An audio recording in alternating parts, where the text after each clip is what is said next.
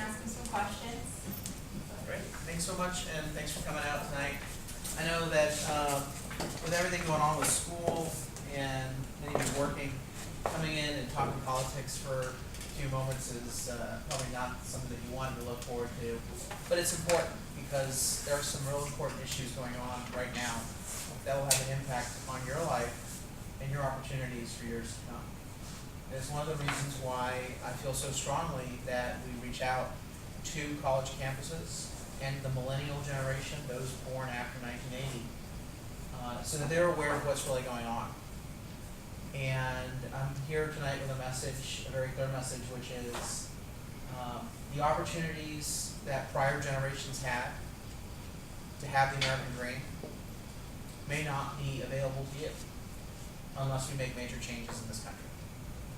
You can be a Democrat, you can be a Republican, you can be somewhere in between. But you should not be satisfied with the lack of leadership in Washington for both political parties. They've taken your opportunities, they've mortgaged your future, and it's time for you to stand up and say enough is enough. We will not have our opportunities someday. We have to change the way in which we address issues so that we demand that our leaders are more than just rhetoric, but reality, that they're willing to take tough stands and commit to actually getting something done. Don't let perfection be the enemy of progress. And the important thing, I think, is that you have the opportunity to have a major impact on policy. Never assume, well, it's too big of a system, there's nothing that one person can do, there's nothing that we can do to make a change. If you get engaged, you can make a big change. And my hope is that you'll leave here tonight committed to getting more engaged in public policy and politics. I am running for Congress as a Republican, and I know that Republicans have not done a very good job of reaching out to younger voters. They've not been on college campuses very often, and I want to be part of the change for that. Not only because I'm looking to have your support, but more importantly, I'm looking to know what your concerns are. I may not win your vote, but I do want to know what your challenges are, what your opinion is of the direction of the country, and get some of your ideas for how we can solve it. We've been listening to a lot of input, and we've taken some of the initial ideas that we've got gleaned and put them into a plan called Free to Be. And the whole concept of free to be obviously starts with the philosophy that individuals with freedom, exercising freedom responsibly, is a better way of achieving better and optimal societal outcomes. That you can get better quality of life if you empower individuals with freedom and choices, and you let them to exercise their freedom and their choices in a responsible manner. Centralized control, having government decide your life for you, will not get you the best outcomes. And so the Free to Be plan starts out with a series of commitments that you are fully free when these commitments are respected by our leaders and when our policies in Washington and Sacramento and locally are judged by these freedoms. First, you should be free to be in the job of your dreams. Economic freedom.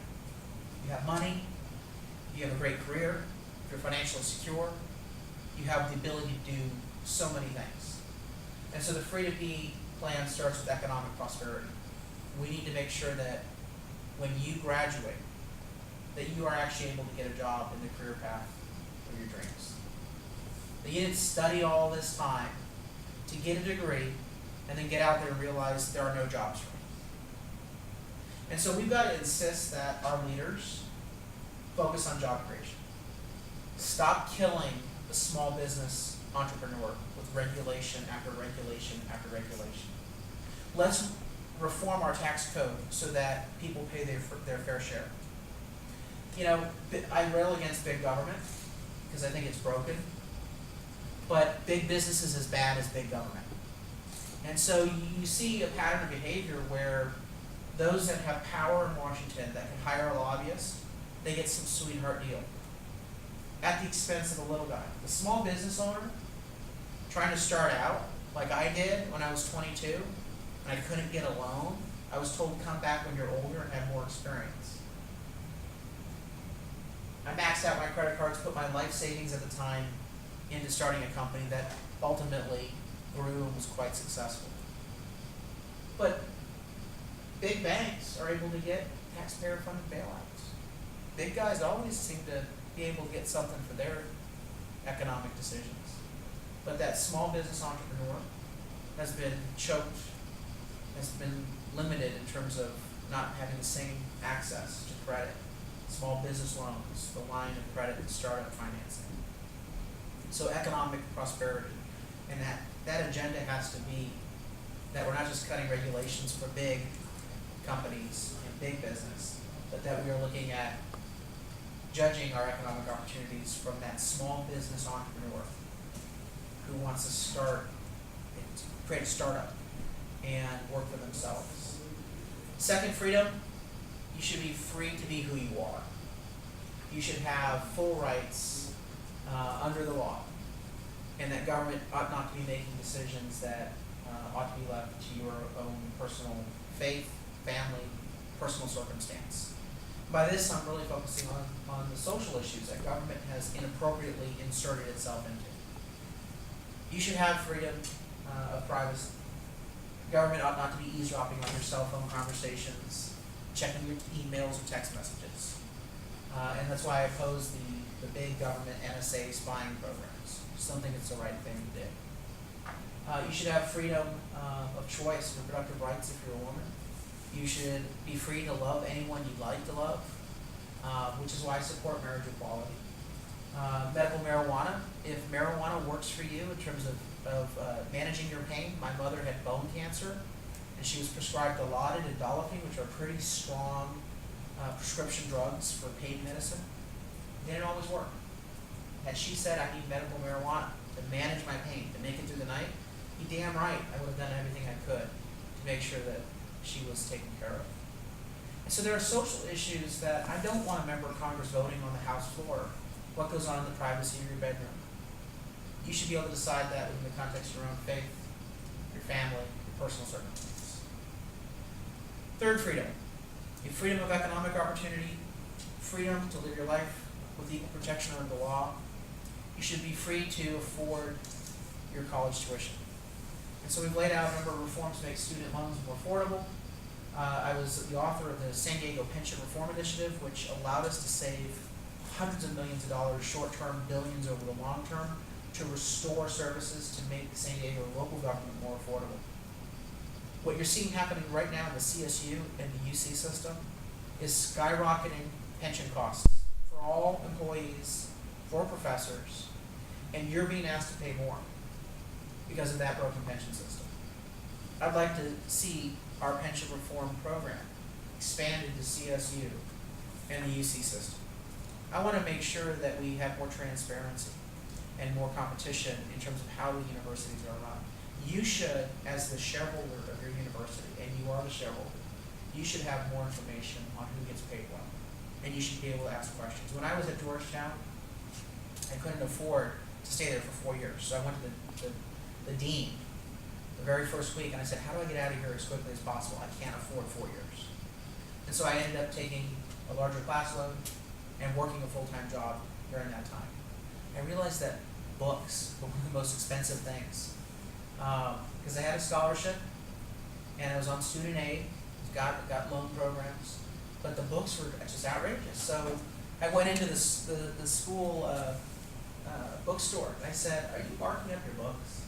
I think you are. These are real expensive. Oh, no, we don't make a profit on our books. So I got one of my buddies to get a job at the bookstore and got the actual cost of the book list. By the way, Georgetown's bookstore would not give out the book list because they said it was theirs. They went to all the professors had to submit the book list, they wouldn't give it out anyway. So we ended up organizing a student protest. And we said, you're charging a profit on these books, and you're not allowing competition by giving up the list. If other bookstores had the list in time, they would order books. And we actually started a student book exchange, so old books could be resold. And I also got them to initiate a policy where they put books on reserve. And that's what I did. I went to the library, instead of buying the books, just got them off reserve. Can't check them out, but they're on reserve, and that's how I study. Again, every little bit counts. And I think that what we need to do is demand more transparency on what's happening with the finances in every school. And I can't mandate that as a member of Congress, but that's the sort of culture that we should start engaging and encouraging on every college campus. We lay out a number of reforms in the student loan program to open up student loans competition. Right now, you get a lot of the big banks saying that they can't refinance your student loan so that you get a better interest rate, or that your payments are spread out, because they're afraid of legal and accounting changes. Fine, let's change the law so that people can refinance their student loan in order to make ends meet rather than defaulting on it. I'm also interested in exploring ways of capping as a percentage of your income when you leave college your repayment terms. If you're in public service, if you're in the military, or if you're a startup entrepreneur. These are some of the things that I've heard people are interested in, and I think there are thoughtful ways for us to implement these sorts of reforms in the student loan program. Finally, the final two reforms, you should have the freedom to select the sort of health insurance that fits your needs. Obamacare is going to hose you. It will impact you more than any other age group because it mandates that you pay more for health care than you should. You should pay more than the health care that you actually use. Obamacare is all about a government deciding for you what coverage you should have, not you deciding for yourself what coverage you need. And so you're going to be paying higher premiums to subsidize other healthcare costs in the system at a time when you are least able to afford an added expense. That's what this government-run system will do to you. And so we lay out alternatives. I'm afraid of an environment where only the rich can afford healthcare. Everyone should be able to navigate the marketplace to get affordable and accessible health insurance, healthcare coverage. Our healthcare system was broken before Obamacare was passed. Obamacare will make the situation worse, but it's not enough just to say repeal. You got to come up with solutions to the healthcare crisis in this country. And so we've laid out in this plan ways to get the lawyers out of healthcare, because legal costs and lawsuits end up driving up the cost of health insurance. Ever heard of defensive medicine? Not preventative medicine, defensive medicine. After the mayor's race, I started noticing in the morning that I couldn't lift the cell phone off the bed without pain. And then I'd be walking in a store and someone would come up and shake my hand, and it would hurt. My elbow on the right side was in intense pain. It was only getting worse. And this was about 3 months after the election. I kind of had gone into a contemplative mode of trying to figure out what I want to do with life. So kind of slowed down on all my engagements. My arm kept getting worse and worse. So I went to the doctor and he said, well, I know what you have. You got politician's arm. You were going through these campaign events, shaking so many hands, and you ended up getting tennis elbow, repetitive motion problems, and you'll be fine. Here's a $5 brace. Here's some exercises I want you to do, and it'll be away and perfectly fine in about 4 or 5 weeks. He then took out his prescription pad, started ordering up an X-ray. I said, well, why are you doing that? He said, well, on the off chance you have a tumor in your elbow, I've got to cover myself, so I'm going to have an X-ray made up. He said, I've got to pay for and make sure I cover the cost of the X-ray technician, because we're all part of a medical group, and it's just the way the system works. I said, well, I'm on a health savings account. I'll be paying 100% for that X-ray. Do you think I need an X-ray? Do you think I have a tumor? He's like, no. But in case you do, I've got to do this. My insurance carrier would be upset. I'd get sued. You had a problem. I said, well, why don't I get a waiver? And if your $5 brace doesn't work, I'll come back and get in a couple of weeks a $500 X-ray. And he said, that's the right choice for you. Again, this is a decision that I'm empowered to make in the context of a discussion with my doctor. And I don't want a government bureaucrat standing between you and your doctor. You should have the opportunity to decide your course of treatment. It's not going to be perfect in terms of changing policy overnight, but if we commit to making the system better, there are a lot of common sense ideas in healthcare that will allow us to create more affordable, accessible healthcare plans. And I think that's a much better way to go than a website that can't even register 6 people in a day. And then finally, you should be free to live your life without having to pay off the debts of others. And that's the last element, and I think it's an element where Republicans probably harp on the most, but I don't think it has been fully explained to younger generations. And that is Washington politicians from both parties are ringing up a bar tab and handing you the bill. And that means that over the course of time, because of the trillions of dollars of debt and the unsustainable obligations that they are incurring on your behalf in entitlement programs, you will have to pay higher taxes and receive less services from your government at all levels, federal, state, and local, because you're paying off debts that previous generations have handed and put on your shoulders. That's wrong. And we have to start explaining the financial liabilities that current politicians are leaving you to pay off. And because of those debts, you will have a lower quality of life. You will be paying for consumption that occurred 10 years ago, consumption that's occurring today. You will be paying that off over the course of your time. That's simply wrong. One generation is robbing from another. And so we have to insist that people start reforming the national debt. You have to fix the national debt. You have to reform entitlement programs so they're sustainable again. That we meet the obligations for this generation, and we prepare and ensure opportunities for future generations. Those are the 5 commitments under the Free to Be. If we enact these policies, then you will have a life where you will enjoy the sorts of freedoms that previous generations had. You'll have the opportunities that previous generations had. That's what's at stake. And you can put a Democrat or Republican label on this. This is an American label. This is a generational label. And we have to insist that both parties stop with the rhetoric and start getting back to some of the realities. And that's where it's going to be up to you and getting involved. My hope is that you'll like what you hear from our Free to Be plan and be interested in volunteering in the campaign, supporting the campaign. I don't believe in writing off communities. A lot of people say, oh, write off the college vote. You're never going to win the college vote. I don't buy that. And if we spread this message, if people understand these realities and the solutions that we can implement, then we're going to win hearts and minds. And ultimately, we will affect the course of this country. With that, I'll entertain any questions, but more importantly, any suggestions that you might have. We are joined today by the operatives of my opponent, and that's fine. They're welcome to observe, but I'm truly interested in having a meaningful, real dialogue with people who are interested in solving problems, not engaging in politics. So who wants to ask the first question or make the first suggestion?